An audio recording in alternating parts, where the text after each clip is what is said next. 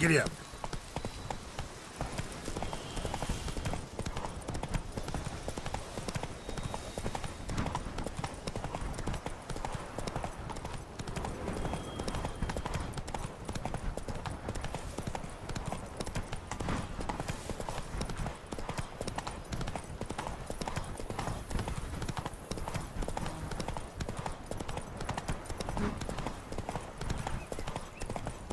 Dressings, bandages. What's that about?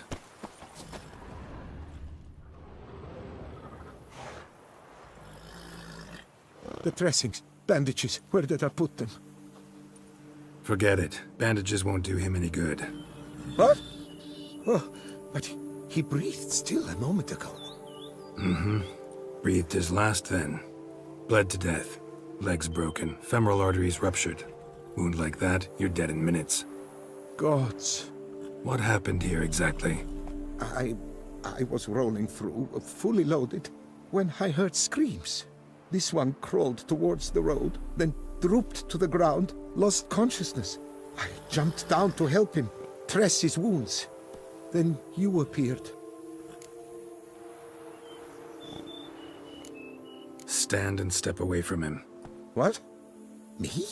But what is your grief? Don't make me say it again. That's good advice. Will you tell me what it is you seek? Needed to see if you were lying. You'd be covered in blood if you dealt those wounds. Just got it on your hands, though, so all's in order. Who might you be, precisely? A witcher. Oh. Do you expect some beast might have killed him? See what we have here. Legs broken, but cause of death's the wound. Small but deep, edges unfrayed. Either a thrust weapon or a thick claw. Maybe a wyvern's. Tough to say, and... breastplate's unusual. Dented. It's got a patina. An antiquity, I believe. I deal in these things, so...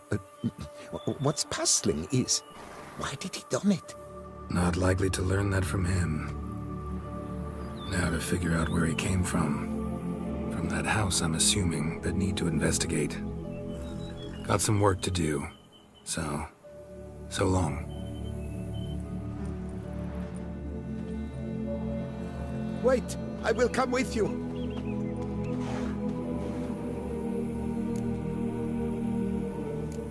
Gotta be kidding. This isn't a garden romp. Whatever killed him's damn dangerous and... And it might still prowl the area, so if it's all the same, I'd prefer to accompany you. So be it. But stay close, keep it down, and don't touch a thing.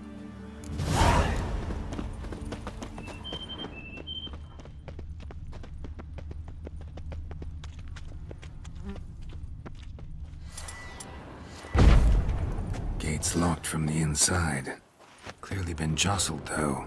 Something tried to get out. The very thought sends a cold wind down my back. Must have been here he broke his legs. Fell while climbing over the wall. Trying to leave the property, probably, after he didn't manage to open the gate. Damn it. What the hell's this? Gods! Setting for a banquet? Servant. Stabbed to death. Over a dozen blows with a sharp object. Some post-mortem. I cannot believe this is the work of a man. It was a monster, to be sure. Silver tableware. Elven engravings. Torso punctured with great force. Blow pierced hardened steel. Man on the high road. Breastplate was identical. Burned alive. Really high-temperatured work here. Lepiota, thou art my defender and protector. Thou bringest good news. Throats massacred. One mighty blow. Shield along sides old and dented. Swords ceremonial. And Shay handiwork clearly. Burn marks. Something catch fire? Explode? Strong stench.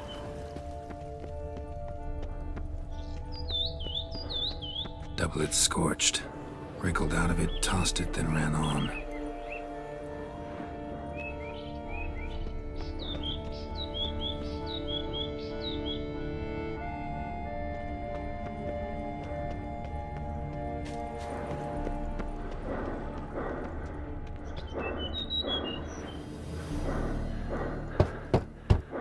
Perhaps there's no one inside after... I know you're in there. Breathing's loud and clear. Open up. We mean you no harm.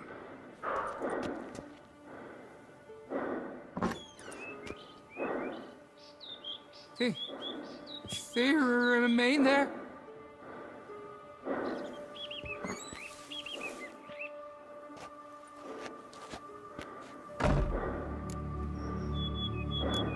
Listen, I'm a witcher. I'm here to help you. But if that's gonna happen, you gotta answer some questions first. You mentioned them. Who do you mean? Those, I don't know what they were. Spirits? It all occurred of a sudden. We were staging a scene. The death of paying homage. There was a flash of light that blinded me completely. I heard cries, though saw nothing. Then felt my own robes were in flames. I broke and ran, threw off my doublet, leapt in here and it shut and locked the door behind me. They pounded on the door. I thought they would get through. I thought I was done for, but in the end, it grew calm. Who are you exactly? Durant Faucher Plamondon de Savaran, Lord of these lands, and Chairman of the Society of Friends of the History of Tucson. We meet here annually to mark the anniversary of the Elfin Homage. But something like this, why, it's a first. So while reenacting a scene from the past, somehow, unintentionally, you summoned a specter, a Korgorath, or a tube, maybe. What? What now? Best thing? You gotta do it again, of course. Are you mad? Would you have this thing kill us? No, don't want it to kill anyone. Precisely why I gotta do my job. Summon it again, whatever it is, and tend to it once and for all. Durand, think I can reenact the pledge? The giving of homage, alone? It was a great, momentous event. The surrender of Tucson's last elfin king. You will need at least 3 individuals.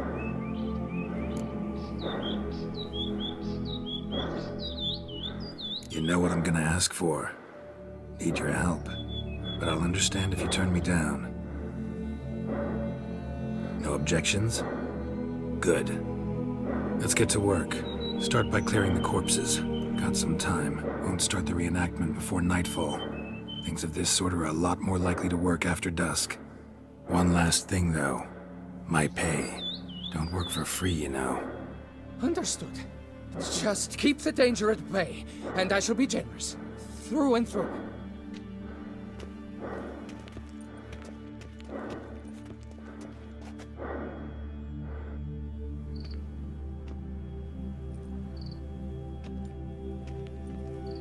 I will stand, or rather, sit in for King Ludovic, upon the elfin throne, while you, Witcher, will play the Enche ruler. We must don the costumes. All must be just right.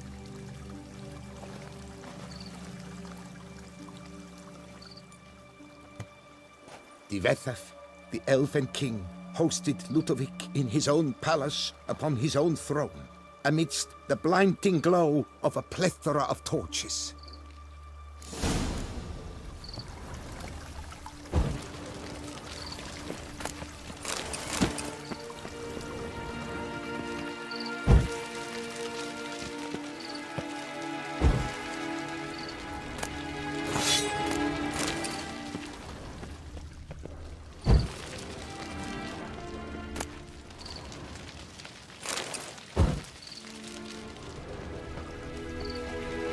Divethef laid at Ludovic's feet a loaf of binnen and elfin bread, thus granting humans rule over seat-yielding lands.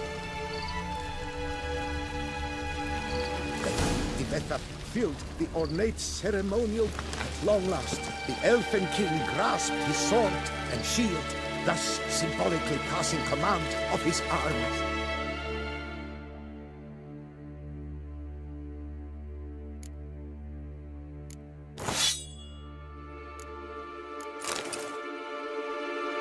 To humans.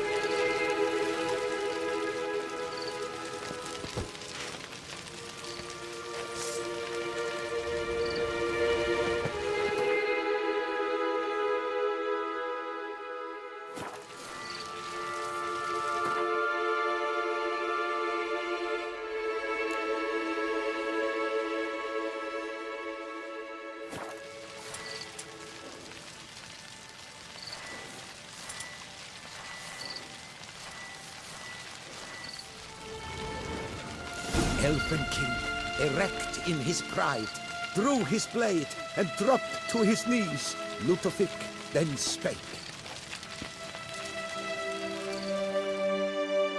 I accept your allegiance and shall return in 1 year's time to...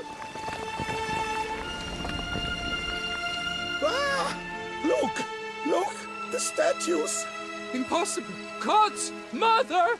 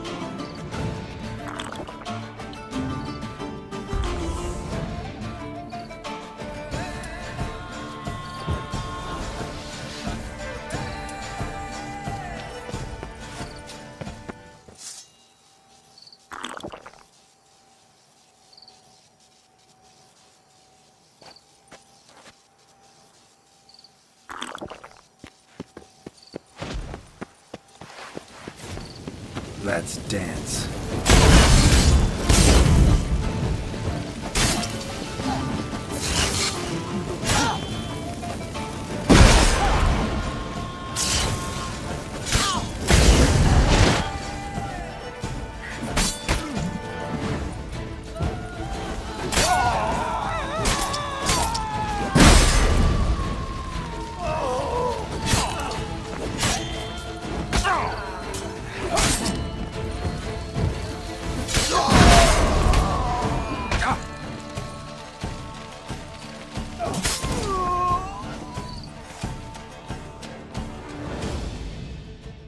The sculptures, they came alive. By what witchcraft?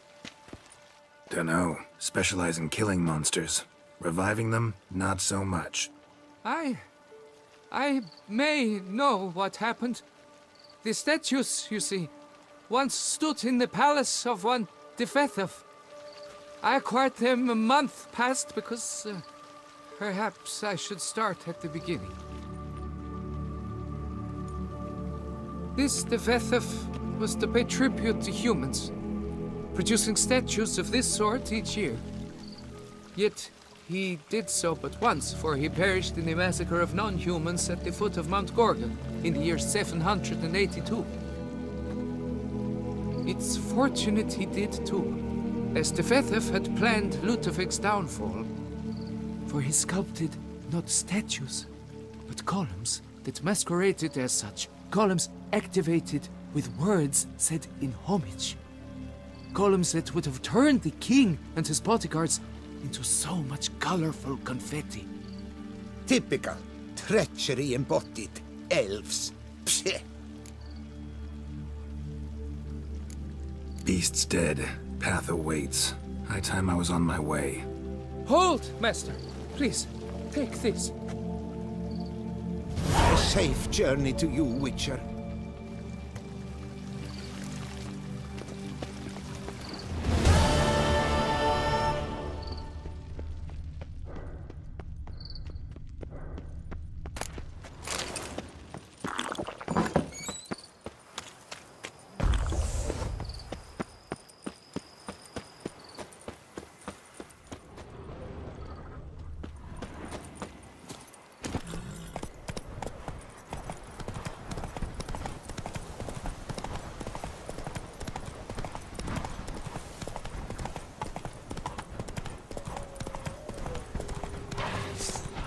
Show me what you got.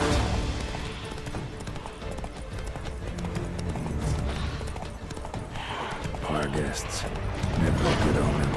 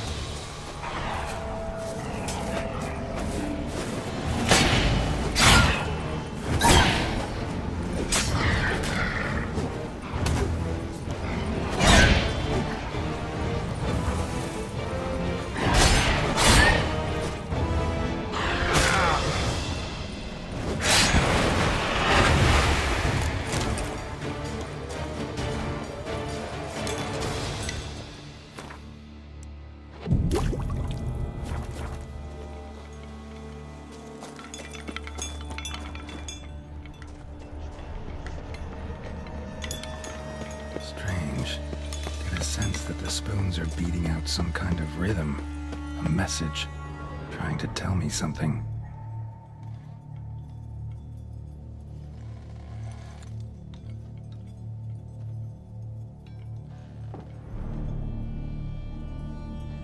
None shall sit and dine with you at your table. No spoon you have shall say to you, never again shall you wish to spy your reflection in the mirror. Sounds like a curse, all right.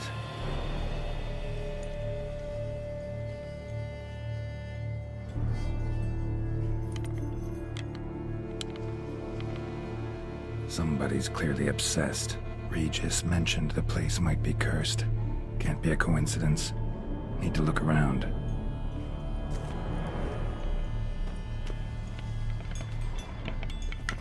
What a pigsty. Need to search it thoroughly. Find a way to collect some white saliva. Spoon's incredible. The craftsmanship. Must have graced a rich man's table.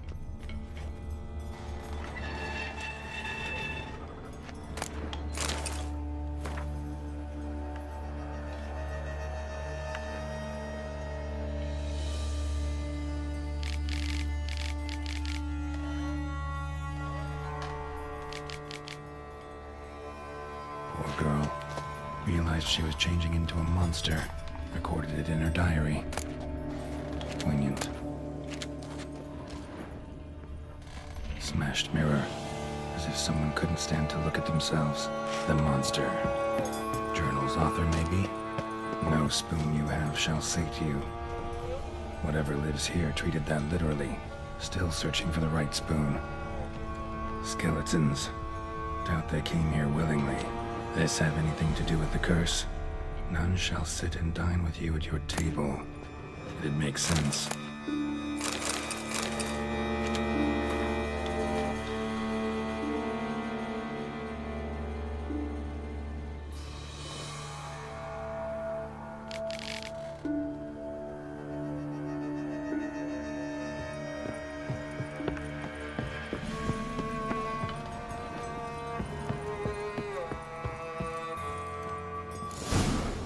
Actually does seem like a wight's lair. Bit atypical, but still. Cauldron should be somewhere around here. Cauldron I was looking for. Wight's not particularly tiny. Table's set. Wight who lives here is getting ready for some sort of feast. Wight that lives here, definitely afflicted by a curse, and it's been trying desperately to lift it. Cauldron's empty, unfortunately. We just need some brew. I'm afraid he won't get that. No choice but to hide and wait for the saliva glands and their bearer. Need a spot that'll let me observe the cauldron.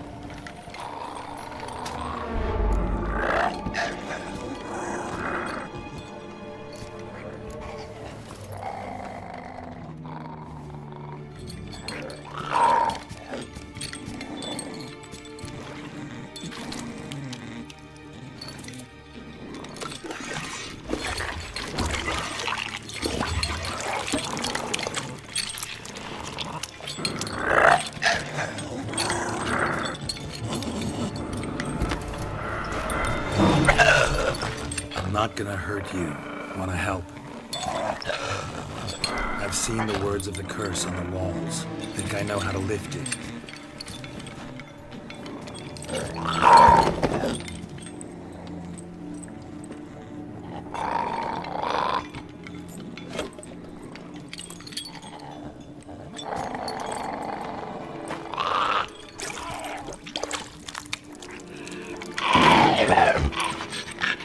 You tried to bring folk here, convince them to sit at the table with you, right?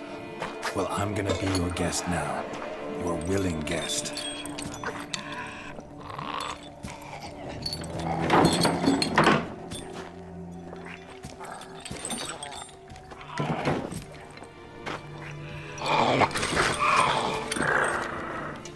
Just need a bit for Regis. And now we'll tend to you.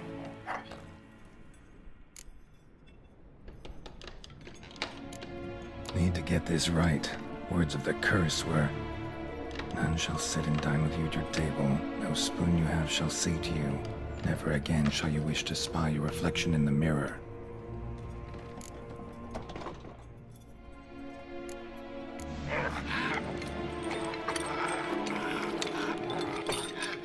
We can't use spoons. No, that won't work. You've been looking for a spoon that would feed you, but there's no such spoon. We need to eat without spoons.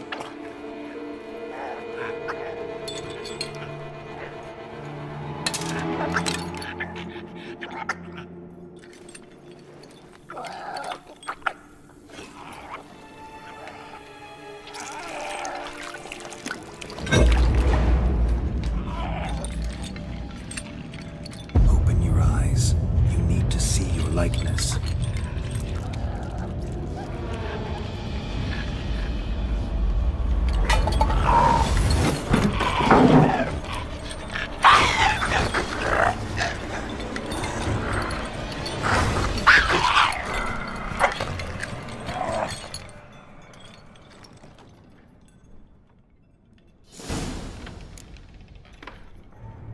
Think it worked. Just not quite like I expected. Need to see what happened to the wight. Won't be hard to find given its stench.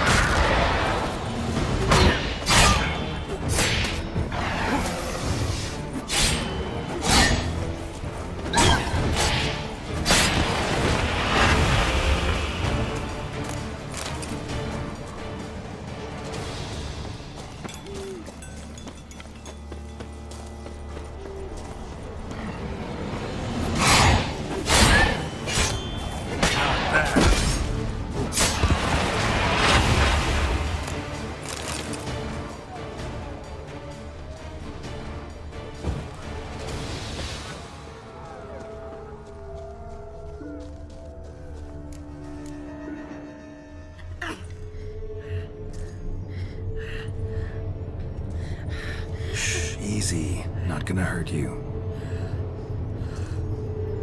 Eat. I must eat.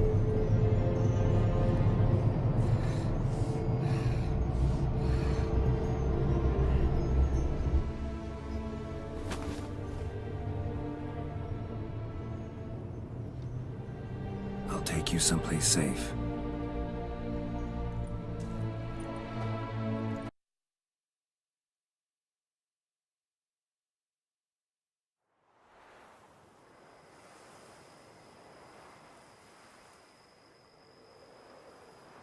So I took her by the hand and led her here.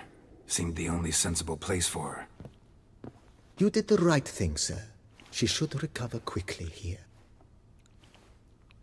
I'm deeply pleased, finally, to make your acquaintance, sir, though I do regret the specific circumstances. In all the commotion, I fear I neglected to introduce myself. I'm Barnabas Basil Folty, and by order of the Duchess, I am to serve as your major domo at Corvo Bianco. Nice to meet you, Barnabas Basil. Love to talk more, but got urgent matters to attend to. While I'm gone, please make sure she gets everything she needs. Don't worry, sir. I shall see to everything. She is safe here and in good hands. She'll soon be back on her feet. Might actually take a while. She hadn't eaten anything in over 100 years when I found her. Horrid. Whatever brought this about? Told me her story on the way here. Her name's Marlena. She was once the very beautiful and proud heiress to the Trastamara estate. One evening, when she was holding a banquet for friends, a beggar came to her gate seeking alms. He had a bowl and a spoon with him. He sat outside her fence and waited. I've heard of the custom. An ancient rite of hospitality that obliges one to give food and drink to such a guest lest he depart hungry. To neglect the custom is to bring great misfortune down upon oneself. Marlena didn't care a whit for the old customs. She drove the man off, saying she'd rather feed the leftovers from her feast to her dogs than to give the beggar anything. The beggar then broke his spoon, cast a curse. She was beautiful, so he said she'd never wish to look at herself in the mirror again. Since she adored feasts, he swore no one would ever wish to sit and dine with her. And as she even refused him the crumbs from her table, he swore she'd never find a spoon in the world that would sate her hunger. A harsh punishment. I imagine lifting the curse was hardly simple. Curses are tricky. They play on irony. Always gotta figure out what the catch is. Marlena had spent decades looking for a way to lift it. Transformed into a wight, she stole spoons and lured folk into her home, trying each time to get them to dine with her. Didn't work. So what did? Someone had to sit down and share a meal with her, of their own free will. They had to eat without using spoons, and make her look at her reflection. That's it? That was all it required? Simplest solutions are sometimes the last that come to mind. Besides, when you're a wight, it's pretty damn hard to find willing human company for a feast. I imagine so. But, most importantly, it is now over. Please, don't worry. She will be in good hands here. Vineyard comes across as a place with a rich history. Know who owned it before me? Baron Rossel, who went bankrupt, forcing him to sell the estate to the Duchess. The Baron, in turn, had purchased it from Monsieur Bolius of the Headsman, a truly colorful man of Ketweni origin. He was actually a headsman? No, not him, but his great-grandfather. Indeed. Apparently, he was a common cutpurse who somehow secured for himself the post of ducal headsman in Beauclair. Went about his work with an exceptional penchant.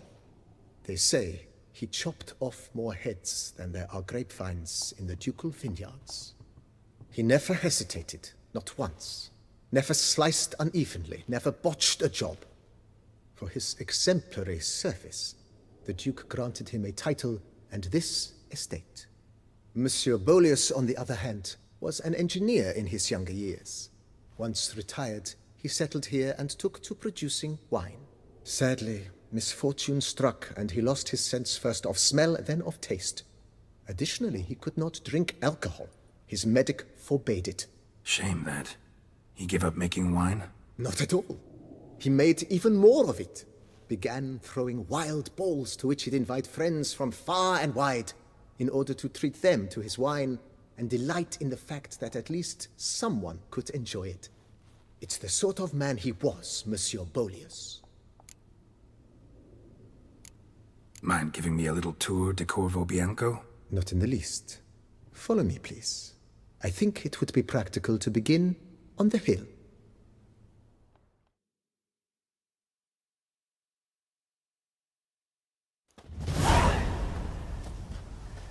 Behold, sir, your estate in all its splendor.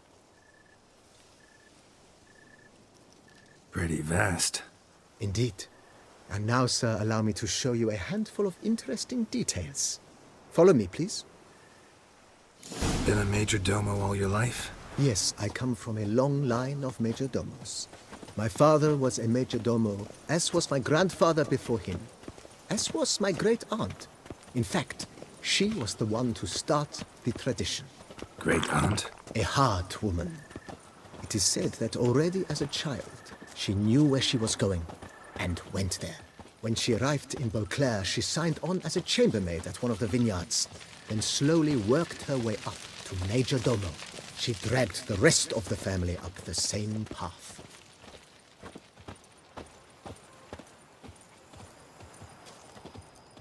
The servants' quarters. I occupy the green home. With the Duchess's permission, I have hired a full staff. Their salaries to be paid from the ducal treasury. Nice of her. Not the most sightly part of the estate, I admit. But I think it's worthwhile for you as master of the domain to know where the help stays.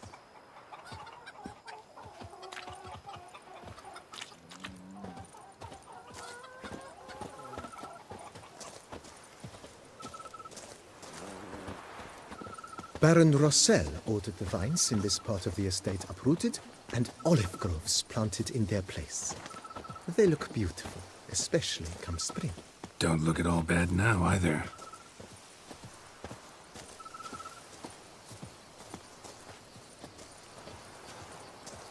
Down below lies your vineyard, where we grow a strain of Carfanere, one of the world's oldest.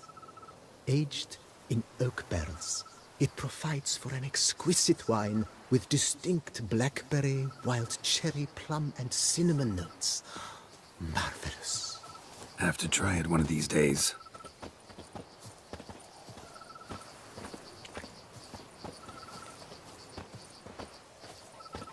Nice well. Picturesque. Yes, though it ran dry long ago. During the raucous feasts Master Bolius held, he would order it filled with wine. There's a tale about a guest attending a Bolius ball for the first time and thus unaware of the custom. He had suffered great heartbreak and had decided to end his life by jumping into the well. The festivities were coming to a close, and the well was nearly empty when the suicidal guest finally jumped. Instead of killing himself, he merely broke his legs. To numb the pain, he drank the wine. Drank himself to death? Not at all. When found the next day, he had concluded he'd witnessed twin miracles. The water had been changed into wine, and he had survived. He retired to a monastery in the Dragon Mountains and began preaching the wisdoms of Lebioda.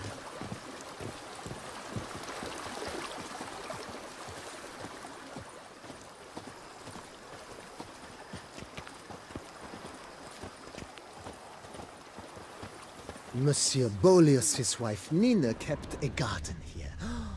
A supremely lovely place it was. Bit neglected now. I agree. Yet nothing stands in the way of restoring it to its former glory, and once again planting it with herbs and other vegetation.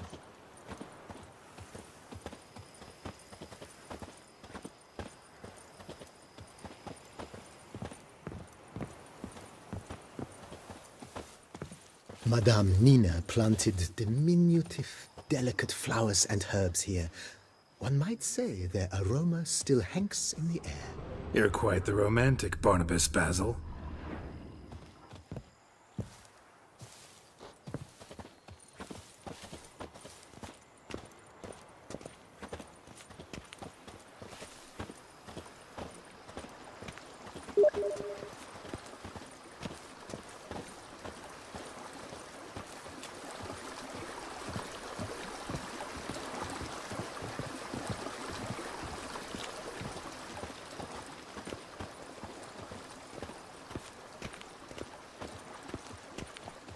This served as an additional wine cellar in years of plentiful harvests. Bit of work, and it'll make a fine stable for Roach.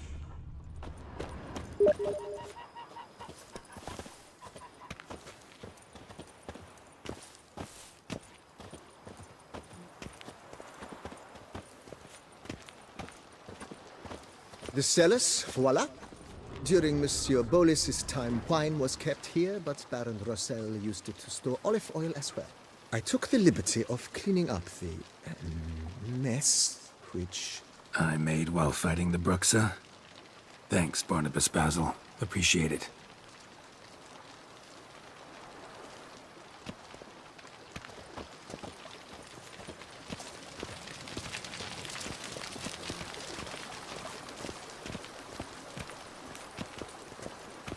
As you can see, the facade is, how to put it, slightly stained. But one cannot deny it a certain subtle southern charm. True, though it could use a bit of subtle paint.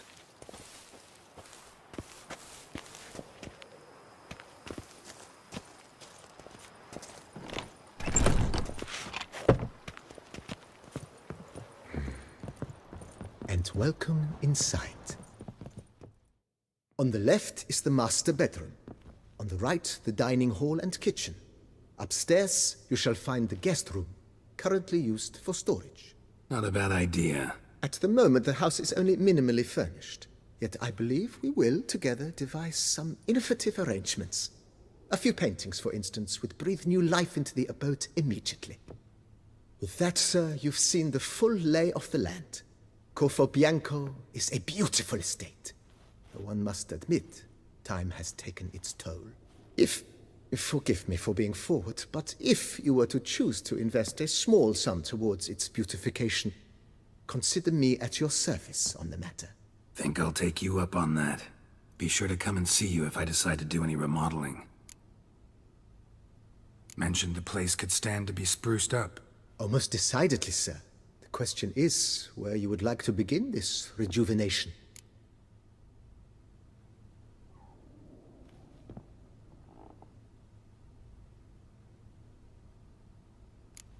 Got these spacious grounds. But maybe it's time to make them more, useful. Oh, yes, we certainly should. The way I see things, given your trade, sir, you would be wise to put in a grindstone and an armorer's table. A good way to start things off, don't you think?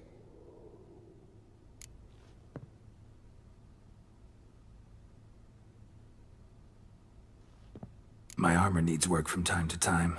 You know, oil this, reinforce that. Could use a decent work table where I could do all that. Admiral Rompali once hired a specialist who made the finest armorer's tables this side of the Yaruga. I will contact him at once. Good. Order me up a table like that. Immediately, sir. I expect it will take at most 1 day to arrive. Will you be needing anything else, sir? If you don't mind, I'd rather postpone talking about renovations. Need to ask you something else. Of course, sir, as you wish. What is the nature of your inquiry? Been thinking about the outer walls. Maybe a fresh coat of paint or some patching. If I might dare to make a suggestion, why not start with a general renovation? I once oversaw such work at Admiral Rompeli's summer residence. The effects were simply breathtaking. Not only did the residence positively sparkle afterwards, but we also made room to display the Admiral's armor and weapons, of which he was a passionate collector. Need to think it over some. I understand, of course. As the venerable Lady Eve Knibley would so quaintly put it, the rash oft contract rashes. Know what? Changed my mind. Not in the mood to talk about redecoration today. But I wanted to ask you something else. I shall be glad to answer your every question, sir. Thanks. Gotta get back to my business now. See you soon.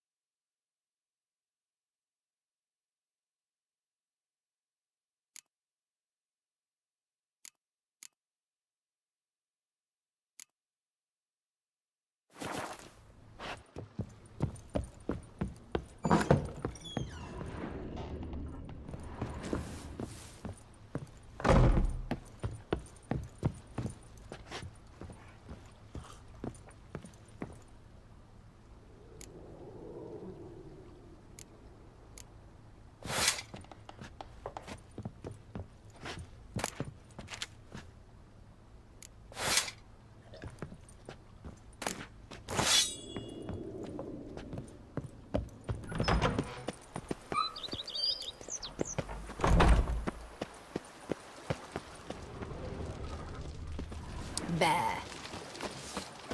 If ever trust a woman, remember that.